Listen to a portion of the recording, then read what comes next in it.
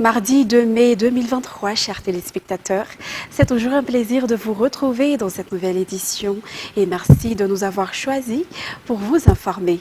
Tout de suite, à la une de l'actualité de ce jour, la première session ordinaire des députés de cette année 2023 s'est ouverte aujourd'hui.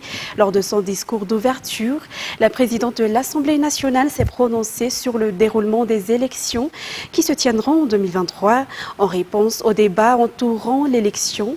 Elle a déclaré que seul ce qui est spécifié dans la Constitution devrait être suivi. Elle a également alerté le pouvoir exécutif sur les problèmes auxquels font face la population actuellement, notamment le délestage et l'insécurité. La présidente de l'Assemblée nationale a également félicité le président de la République, André Rajoelina, à l'occasion de l'obtention du super prix Grand bâtisseur africain. Les détails avec Radman Zatouf sur les images de Praz Denilson. Quelques mois avant les élections, des débats sur la tenue d'une concertation sont encore remis sur la table d'après la présidente de l'Assemblée nationale ce jour dans son discours d'ouverture de la première session ordinaire pour cette année. Christine Razanamassou a précisé que malgré ces débats, on ne peut pas sortir du cadre légal de la Constitution et on doit se tenir prêt pour la tenue des élections. La présidente de l'Assemblée nationale a également fait appel à l'exécutif face aux divers problèmes que rencontre la population au quotidien et qui font l'objet de grogne un peu partout. Parmi ces points figurent par exemple les problèmes de fourniture d'électricité de la Jirama ainsi que l'insécurité.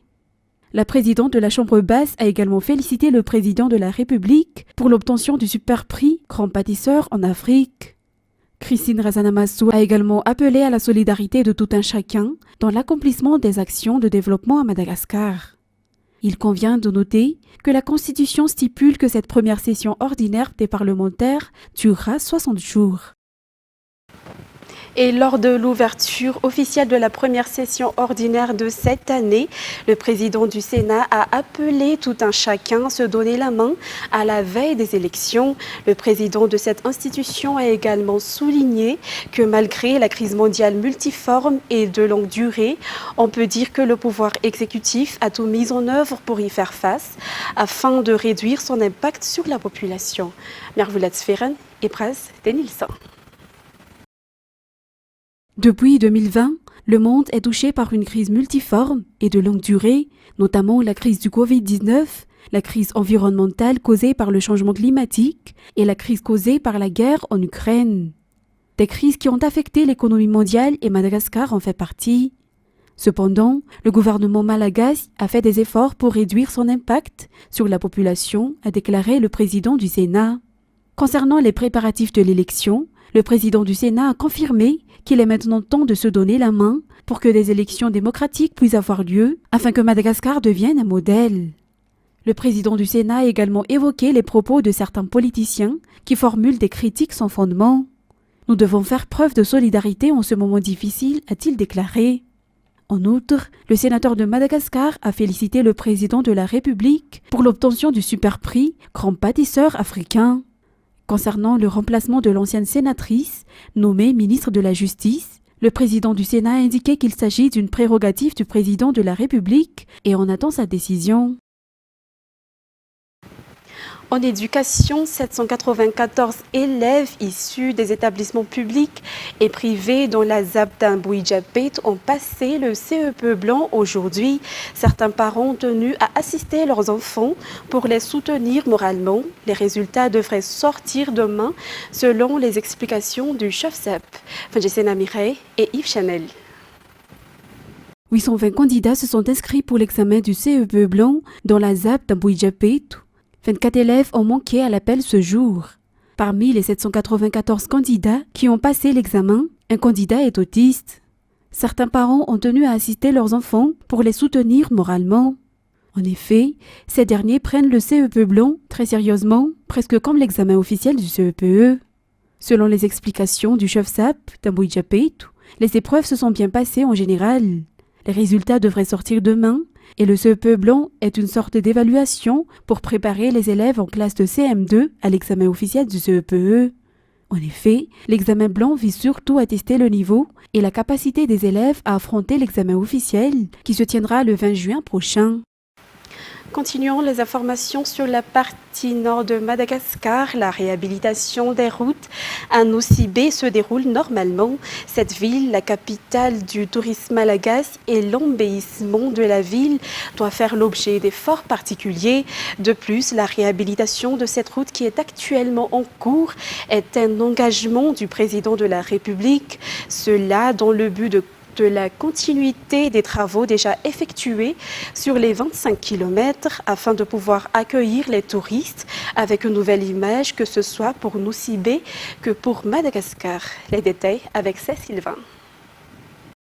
Les bordures des routes et la mise en place des canaux d'évacuation d'eau ont été les premiers travaux qui ont été effectués dans la réhabilitation de cette route de Nosy-Be reliant Elville-Lanzamanzar. Longue de 11 km, c'est l'artère de Nosy-Be et c'est là où passent et circulent les touristes. Cela fait longtemps que les riverains ont attendu la réhabilitation totale de cette route selon les explications du premier magistrat de la ville. Si l'État est en charge des grands travaux, la commune effectue les travaux annexes, notamment la réhabilitation ou la construction des ruelles qui relient divers Fukuntane. Et bon nombre de kilomètres ont été déjà achevés en 3 ans grâce au matériel octroyé à la commune. À part cette route en cours de réhabilitation, toutes les routes de Nosy-Be ont été complètement achevées. Le président de la République a inauguré, la fin de l'année 2022, les 25 km reliant l'aéroport Fassen-Nosy-Be à Madir. Des travaux effectués suivant les normes et qui seront garantis de durer plus de 25 ans. Plus de 2 kilos d'or ont été saisis à l'aéroport de Fassen-Nosy-Be la fin de semaine dernière. Ils ont été transportés par une femme en partance pour Addis Abeba. Selon la douane, Dubaï était la destination finale de cette marchandise. Ruth Christelle Rakout-Malal nous en dit plus. 2,958 kilos d'or ont été saisis à l'aéroport de Fassen-Nosy-Be samedi dernier. Il s'agissait de 4 lingots d'or, dont 2 étaient cachés à l'intérieur de 2 téléphones portables, tandis que les 2 autres étaient enveloppés dans du papier adhésif noir. L'auteur de cette tentative d'exportation illicite était une femme malgache qui devait embarquer dans un vol d'Ethiopian Airlines en partance pour Addis Abeba. Et Dubaï serait la destination finale. L'or a été saisi et la femme arrêtée pour être enquêtée. Dubaï est la principale destination de l'or en provenance de Madagascar, selon les sources. 10 à 15 tonnes d'or ont été exportées illicitement de Madagascar depuis 2018. Afin d'empêcher ce genre de contrebande, le gouvernement, par l'intermédiaire du ministère des Mines et des Ressources stratégiques, a levé le gel de l'exportation de l'or fin mars dernier. Toutefois, des réformes ont été apportées, notamment la mise en place d'une centrale de l'or, par le biais de laquelle on pourra tracer l'or. La mise en place d'un guichet unique pour l'exportation de l'or et l'utilisation du système CREDOC pour le paiement figurent aussi parmi ces réformes. Les opérateurs seront ainsi obligés de rapatrier les devises. Toutes ces réformes ont été incluses dans le projet de loi du Code minier, un projet qui devrait être examiné pour adoption par les 2 chambres lors de cette première session ordinaire. Dans la partie est de Madagascar, l'insécurité règne actuellement à Tuamasin. Les habitants se plaignent donc de cette situation. Outre les entrepreneurs qui sont les cibles de leurs attaques, des activités criminelles comme les vols à la tire et les braquages de nuit prennent également de l'ampleur selon les habitants. Le Fukuntane de Verrerie et d'Anjan-Madius sont les principales zones où sévit cette insécurité et ceux qui conduisent des motos en sont souvent la cible. Les rues de ces quartiers sont sombres, il n'y existe aucun éclairage depuis des années. Adiana Martina. Les Fukuntane de Tanabov et Anjan-Madiu, au sein de la commune urbaine de Tuamasin, sont classés zone rouge étant donné de l'insécurité qui règne actuellement. Ces quartiers sont complètement plongés dans le noir et les vols à la tire y règnent, notamment les attaques avec du boiron qui ciblent les conducteurs de moto. Cependant, ces 2 Fukuntane vont complètement changer désormais. L'éclairage tant attendu est arrivé sur les lieux. En effet, leur installation aide à lutter contre l'insécurité. Le maire de Tuamasin a d'ailleurs effectué un plaidoyer pour que ce projet soit mis en œuvre dans la localité. Toujours selon les explications, ce projet se poursuivra dans d'autres Fukuntane de la commune urbaine de Tuamasin. Environ 400 lampadaires seront installés dans toute la capitale Tuamasin, selon les informations. Ce projet s'inscrit dans la réalisation du Vélin numéro 2 du président de la République, qui vise à donner de la lumière pour tous et contribue également à la lutte contre l'insécurité.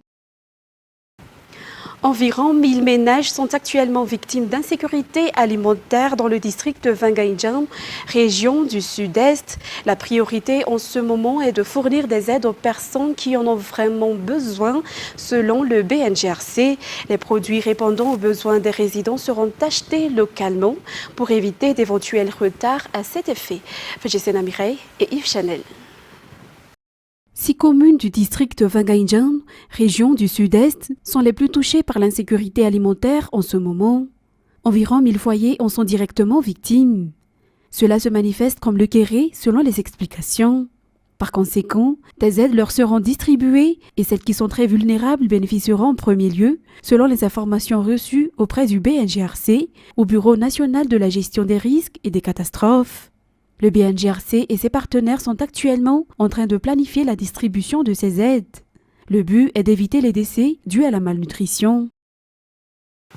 Et en ce qui concerne les actualités sportives, 30 athlètes devraient constituer l'équipe nationale de natation pour les Jeux des îles qui se tiendront en août, a annoncé aujourd'hui le président de la Fédération de natation. Par ailleurs, le problème des infrastructures devrait être examiné, a-t-il réitéré. Les détails avec Ruth Christelle Rakoutsmalel sur les images de Yves Chanel. La natation compte le plus grand nombre de médailles aux Jeux des îles, car 40 médailles y sont disputées. Une trentaine d'athlètes devraient former l'équipe nationale à cet effet, soutient le général Gabriel Ramanansou, président de la Fédération de natation. Concernant les infrastructures, le ministère et la fédération ont choisi la piscine du Knaps Voetvoeren. Cependant, l'infrastructure n'est pas encore totalement prête, a-t-il soutenu.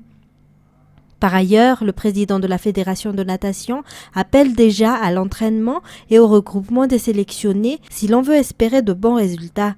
Rappelons que la 11e édition des Jeux des îles se tiendra à Madagascar du 23 août au 3 septembre et 14 disciplines seront au programme. Passons à présent aux actualités internationales au Soudan. Les combats acharnés se poursuivent mardi 2 mai dans le pays entre l'armée et les paramilitaires, ignorant une trêve constamment violée alors que l'ONU s'alarme de la catastrophe humanitaire et du manque d'aide internationale. François de Qatar.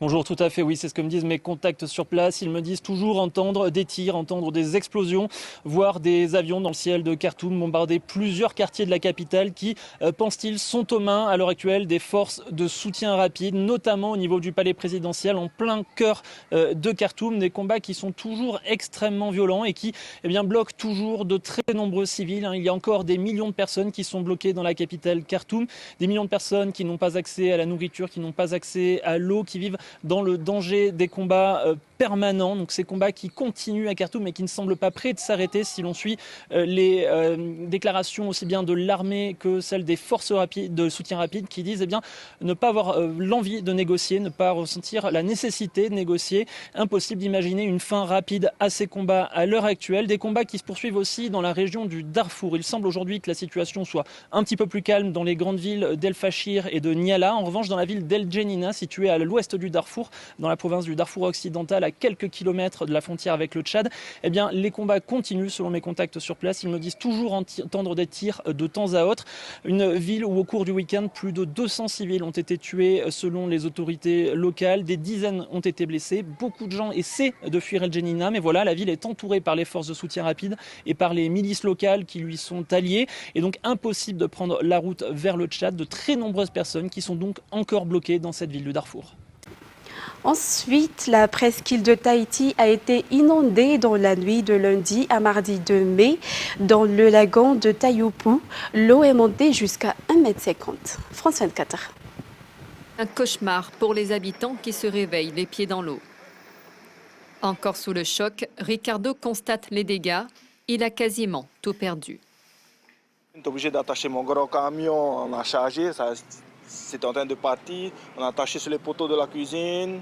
Ça, j'ai attaché sur la corde qui tient la maison. Pareil que le bateau. J'ai tout attaché, mes frigidaires. Là-bas, c'est parti sur la maison, là-bas, mes frigidaires. Tout est allé très vite. Une grosse averse à 8 heures et quelques minutes plus tard, la rivière se transforme en un torrent de boue, emportant tout sur son passage, même des voitures. L'eau est montée à plus d'1,50 m. Monia et sa famille se sont échappés de justesse. Dans la cour, on était là. Ouais. Alors, mon frère qui habite là, il a pu prendre sa fille pour le transporter là-bas. Et puis, du coup, si tu veux, on a nagé. Jardins inondés, clôtures détruites, chemins éventrés, du jamais vu pour ces riverains. Même la passerelle reliant le village Teahupo a été fragilisée. Si la rivière Fauoro est sortie de son lit, beaucoup ici pensent que c'est à cause des arbres qui obstruent depuis longtemps l'embouchure. On n'a pas fait attention, parce qu'on pense qu'à curer ici, mais il faut remonter plus loin. Et l'accumulation de tous ces arbres fait en sorte que, comme quoi, voilà la catastrophe naturelle qu'on a subie aujourd'hui. Choqués, mais loin d'être abattus, ces habitants de Teahupo se retroussent déjà les manches pour tout reconstruire. La chaîne de solidarité est en marche. Et au Congo, c'est l'inquiétude au Sénégal après le décès ce week-end d'un patient atteint de la fièvre hémorragique de Crimée-Congo, un virus qui provoque des flambées de fièvre hémorragique virale sévère. La situation est suivie de très près par les autorités sanitaires. Les détails avec France 24. Les autorités sanitaires sénégalaises ont activé un protocole d'urgence depuis l'officialisation de ce cas de fièvre hémorragique de Crimée-Congo. Il faudrait dire qu'actuellement, 83 cas contacts sont suivis par des équipes spécialisées pour éviter la transmission de la maladie. Joint au téléphone, un responsable du ministère de la Santé nous explique que les éleveurs et les personnes qui travaillent dans les abattoirs sont les personnes les plus à risque. Et bien vrai qu'il y ait déjà un cas de décès, le taux de létalité de cette fièvre hémorragique de Crimée-Congo peut aller jusqu'à 40%. Et bien les autorités rassurent les populations de ne pas paniquer. Le Sénégal a l'habitude, selon elle, de gérer ce genre de situation. Il y a déjà eu des cas de fièvre hémorragique de Crimée-Congo ces dernières années. Il existe un vaccin contre cette fièvre hémorragique, mais il n'est pas encore administré en Afrique. Mesdames et messieurs, c'est ainsi que prend fin cette édition. Nous vous remercions d'avoir suivi jusqu'à son terme. Dans quelques instants, vous allez suivre l'émission Nizouk ou Point de droit avec Céline Ranirlant. Excellente soirée en notre compagnie. Au revoir.